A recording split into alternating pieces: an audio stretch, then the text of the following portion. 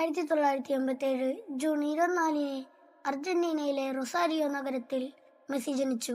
അത് ഒരു കുഞ്ഞിന്റെ വരവായിരുന്നു. പക്ഷേ ഭാവിയിൽ ലോകം മുഴുവൻ ആരാധിക്കാൻ പോകുന്ന ഒരാളുടെ ജനനവും കൂടിയാണ്.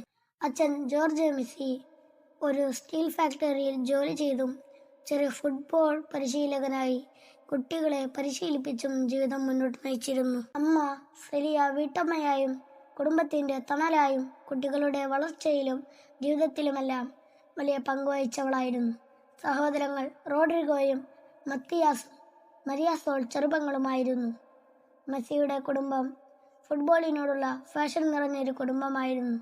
ചെറുപ്പം മുതൽ വീടിനടുത്തുള്ള മൈതാനത്തും വഴികളിലും അദ്ദേഹം പന്ത് തട്ടി കളിച്ചിരുന്നു. വെറും 4-ാം വയസ്സിൽ 1991-ൽ തന്നെ മെസ്സി നാട്ടിലെ ചെറിയ ടീമായ ഗ്രാൻഡോളി എഫ്.സിയിൽ ചേരുകയായിരുന്നു. അവിടെ അമ്മാമ്മ മെസ്സിയെ ഏറെ പ്രോത്സാഹിപ്പിച്ചു. മെസ്സി പലപ്പോഴും പറയുന്നു, എൻ്റെ അമ്മാമ്മയാണ് എൻ്റെ കരിയറിന് തുടക്കം കുറിച്ചത്.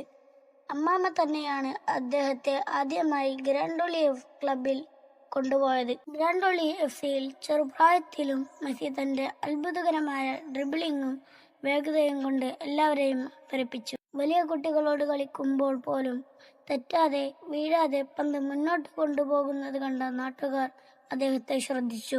1995-ൽ മെസ്സി തന്റെ നഗരത്തിലെ പ്രശസ്ത ക്ലബ്ബ് ന്യൂവെൽസ് ഓൾഡ് ബോയ്സ് യുവ അക്കാദമിയിൽ ചേർന്നു.